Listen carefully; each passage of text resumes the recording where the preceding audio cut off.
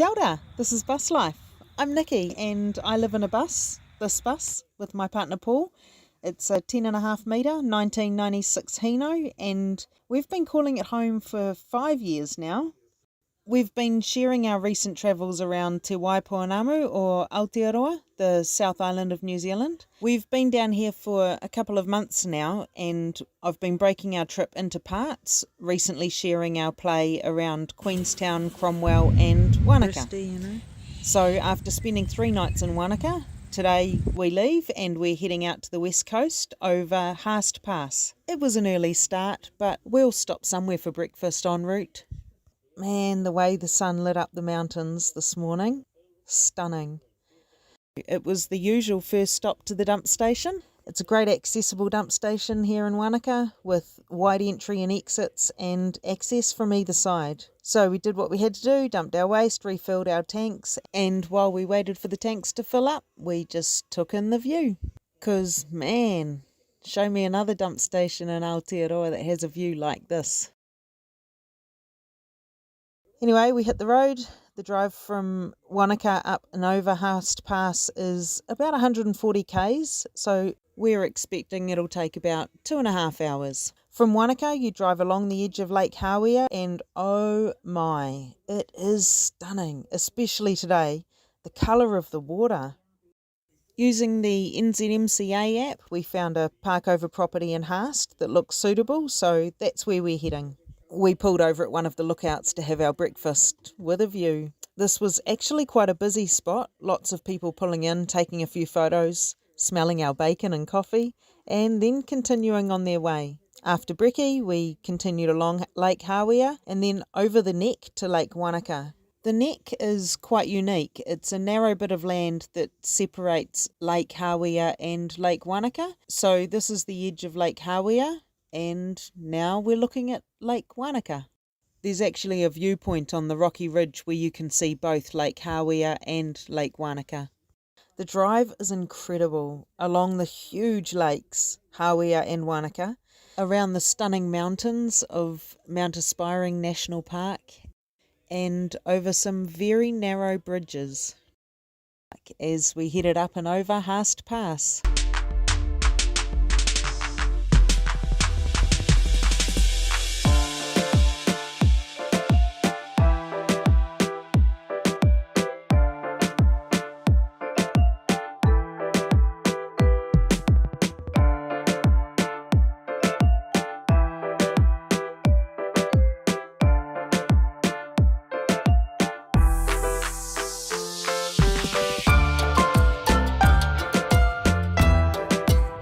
We pulled onto the road where the park over property was, only to find that it was busy and there was most certainly no room for us.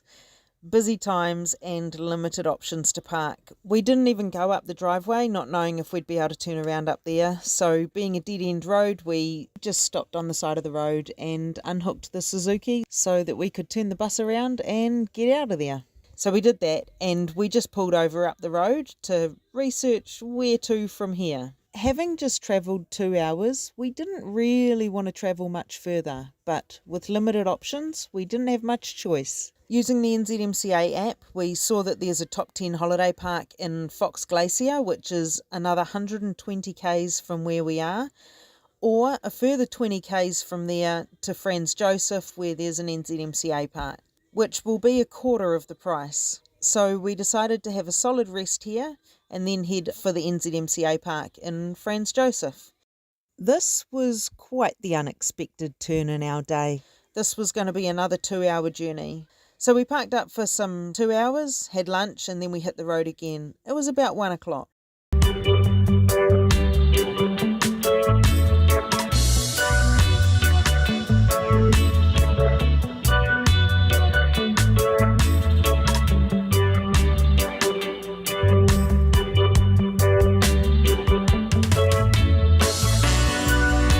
After another hour of driving, we pulled over for another break in the trip before continuing on to the destination of Franz Josef. There are 10 bridges to cross between Haast and Franz Josef. 10 bridges, mostly one way, narrow and Bailey bridges. Here's just a few of them.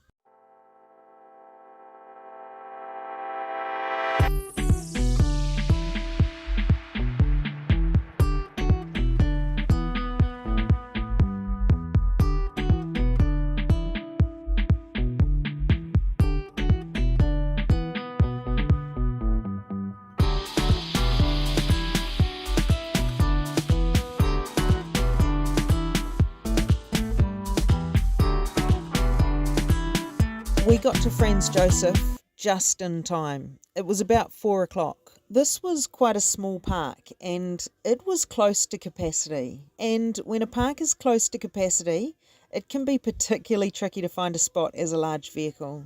But we pulled in and managed to nose straight into a park, which isn't normally how we do it, but honestly, we were just happy to be done. Feet up, day done. The next day we went for a nosy around Franz Josef. We could see the glacier from our bedroom, which was pretty special, but we did want to get a little bit closer.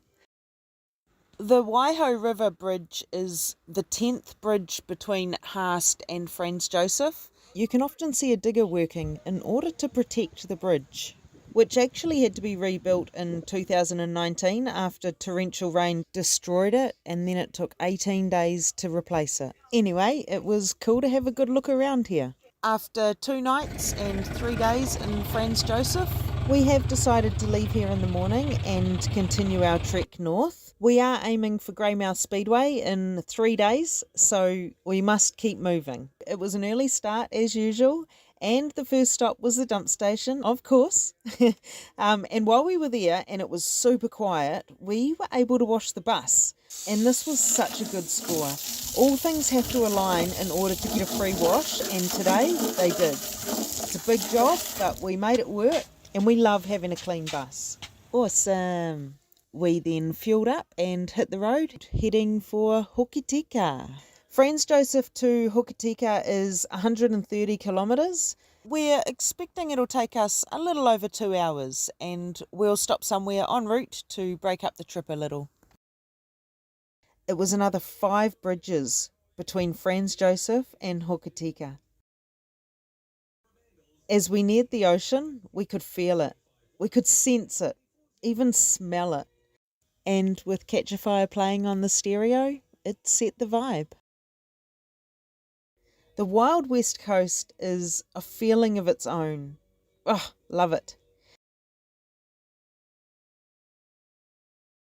Check out these trees. Nah, doesn't get very windy here. Hokitika has an NZMCA park, so you guessed it, we're heading there. We landed and found a suitable spot, and then later on we went into Hokitika for the necessities, laundry, LPG and the supermarket. Oh, and a quick dose of vitamin C. And then we had a quiet evening at home.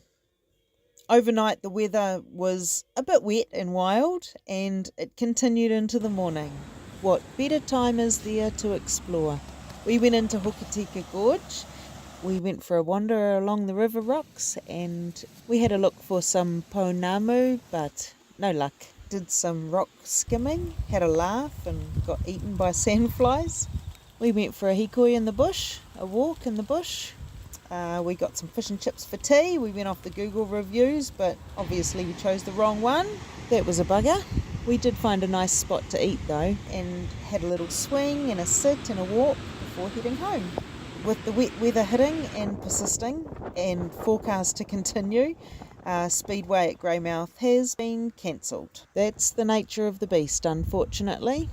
Looking at the NZMCA app, because it really is the best for finding parking, our choices for parking in Greymouth are pretty limited. There are a few freedom camping spots, but these are never our first choice. Just for our own sense of safety and security, we prefer to park at places that have gates or cameras or are on people's private property. And so this means we haven't actually really got many choices in Greymouth either. So it looks like we're going to continue through Greymouth and head for Barrytown. There's a recommended park over property there, and we want to go to Punakaiki, see the Pancake Rocks, and it's not far from Greymouth, so we could always come back on a day trip in the car.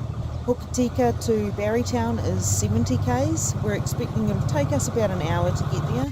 Greymouth is just past halfway at about 40 k's. Leaving Hokitika, we topped up with diesel, $170 this time, and we hit the dump station, both at the NPD in Hokitika. We're loving NPDs down here. Cheap fuel, and so many of them have dump stations. The drive up the West Coast was absolutely breathtaking.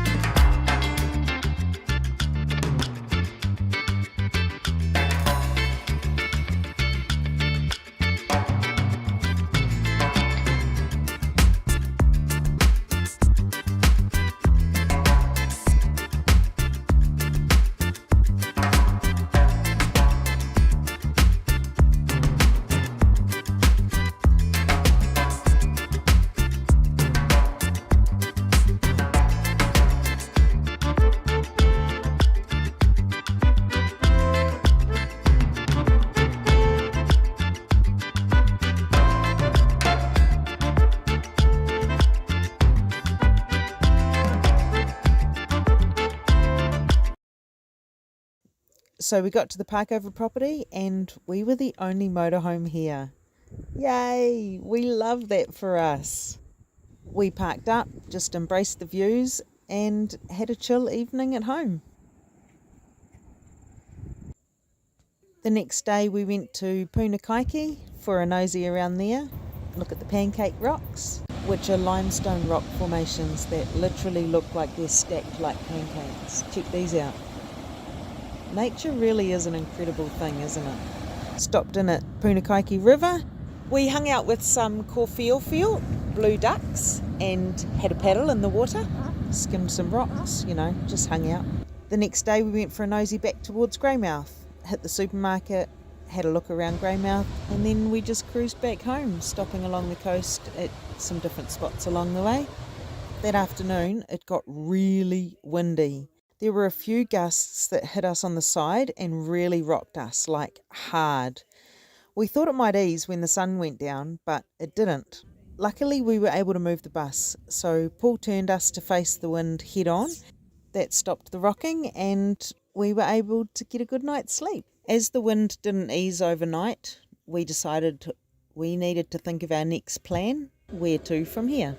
After much discussion, we've made a plan that we're happy with, so we're going to hit the road.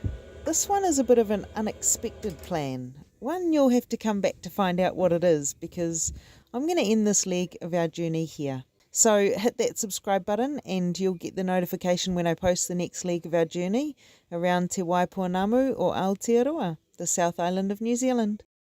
Kia ora!